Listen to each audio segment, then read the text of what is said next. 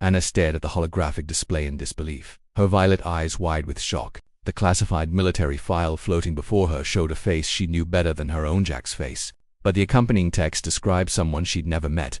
Commander Jack Morrison, Special Operations Division, Terran Defense Force, decorated veteran of the Krell Wars, survival rate in combat, 97%, enemy elimination count classified. Her husband, her gentle book-reading, coffee-loving husband who cried during sad movies.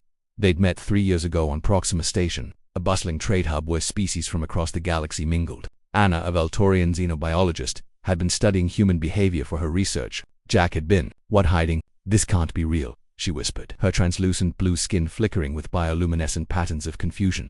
Valtorian, tell she couldn't suppress. The apartment door hissed open. Jack entered, carrying bags of groceries, his brown hair slightly disheveled from the station's artificial wind systems. He looked so ordinary, so safe. Hey love, I got those centurion fruits you like. He froze when he saw the hologram. The bags slipped from his hands, produce rolling across the floor.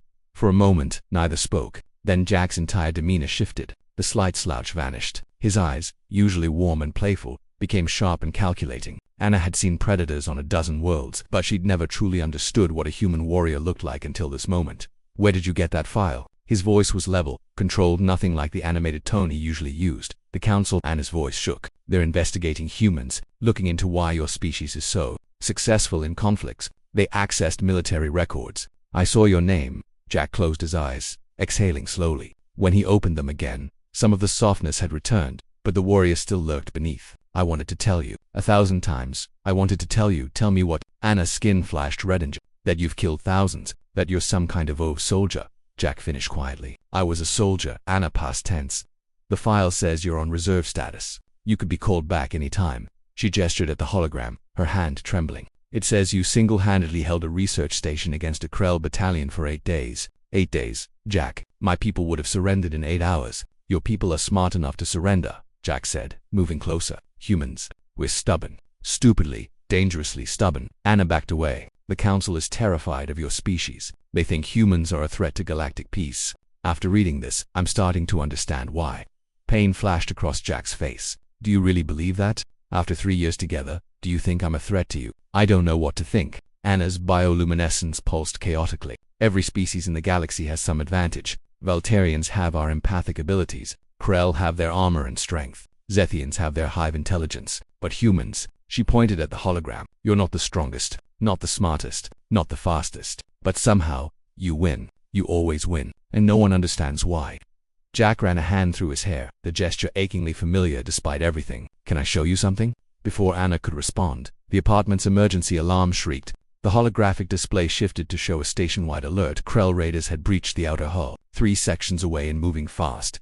Jack's transformation was instantaneous. He moved to a hidden panel in the wall, pressing his palm against it. The panel opened, revealing weapons Anna had never known were there.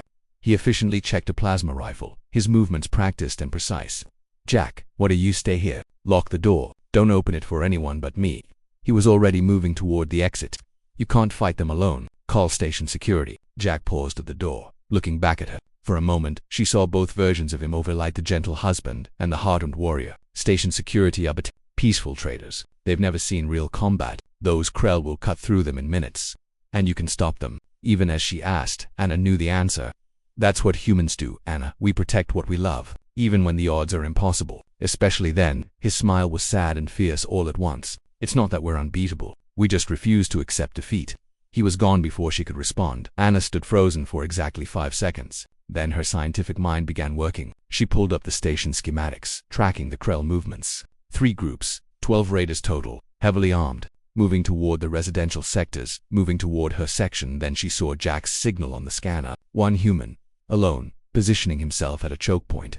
Between the raiders and thousands of civilians, her hands flew across the console, accessing every piece of research she'd done on human physiology and psychology. Adrenaline response, stress hormone regulation, the way human bodies literally changed during combat, becoming faster, stronger, more resistant to pain. The psychological phenomenon they called protective aggression.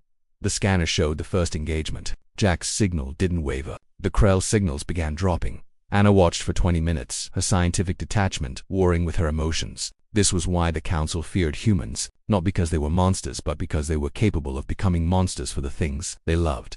When the station security finally arrived too late, as Jack had predicted, all 12 Krell raiders were down. Jack was wounded but standing, directing the security forces with calm authority. Anna finally understood. Humans weren't the strongest or the smartest, but they had something that couldn't be measured in specs or stats. They had the ability to push past every reasonable limit, to reject biological and logical imperatives for survival when something mattered more than survival. When Jack returned to their apartment hours later, cleaned and bandaged, Anna was waiting. "I'm sorry," he began. "Don't." She held up a hand, her skin a steady blue, calm determination. "I've been reviewing all my research on humans. I finally understand what makes your species special." Jack waited, uncertain.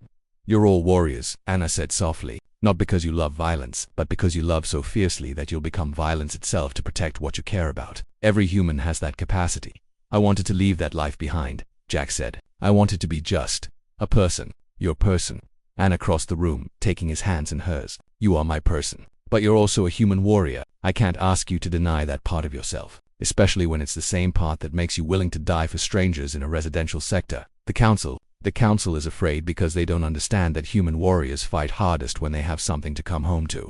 Anna's skin glowed with a soft purple love in Valtorian chromatography. "I'm not afraid of what you are, Jack. Not anymore." Jack pulled her close and she felt the tension drain from his body. "I love you," he whispered. "I know," Anna replied. "That's the most terrifying and wonderful thing about humans. When you love with the same intensity you fight. All or nothing. No half measures." Outside their window, station repair crews worked to seal the hull breaches. The Krell raiders were in custody. Life on Proxima Station returned to normal. But Anna knew that normal was an illusion when humans were involved. They carried their warrior nature everywhere, hidden beneath friendly smiles and everyday routines, ready to emerge when needed. She wouldn't have it any other way. Her husband was a human warrior, and she finally understood what that meant. Not a monster, but a protector. Not a threat, but a shield. That night, as Jack slept beside her, Anna sent a classified report to the Valtorian Council. Her conclusion: humans weren't a threat to galactic peace. They were its best defense. If only the galaxy was wise enough to see it. The council wouldn't listen. Not yet, but someday, when darkness came from the deep spaces between stars, they would understand what Anna already knew. When you needed someone to stand against impossible odds, to fight when logic said surrender, to protect the defenseless against overwhelming force, you wanted a human warrior at your side, preferably one who came home afterward and cried during sad movies.